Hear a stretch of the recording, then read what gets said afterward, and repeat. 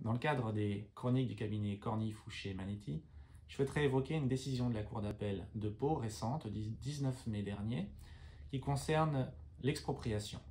Il s'agissait d'une expropriation de biens immobiliers situés dans le centre-ville pour revitaliser ce centre-ville. On le sait, personne n'est à l'abri, lorsqu'il est propriétaire, d'une expropriation de son bien pour cause d'utilité publique. Ce que l'on sait moins, et c'est le premier rapport intéressant de cette décision de la Cour d'appel de Pau, c'est qu'il appartient à l'exproprié d'informer l'expropriant du nom des locataires de l'immeuble concerné, de l'immeuble exproprié. Ce nom des locataires doit être dévoilé dans le délai d'1 mois à compter de la notification du premier acte de la procédure d'expropriation. Autrement dit, l'investigation des locataires n'est pas à la charge de l'expropriant, n'était donc pas en l'occurrence à la charge de la commune de Pau. La conséquence de cette omission pour l'exproprié, c'est que si il ne dévoile pas le nom des locataires, dans ces cas-là, les locataires ne sont pas recevables à agir devant le juge d'expropriation au titre de l'indemnité d'éviction. Et donc les locataires peuvent très bien se retourner contre l'exproprié propriétaire.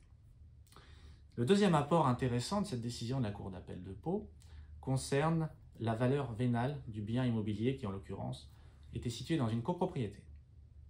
Dans cette copropriété, évidemment, il y a différents lots, et pour déterminer la valeur vénale d'un bien immobilier, le juge de l'expropriation, on le sait, procède à des éléments de comparaison des biens situés dans un secteur proche, qui ont été vendus dans un secteur géographique donc non éloigné, avec des caractéristiques similaires.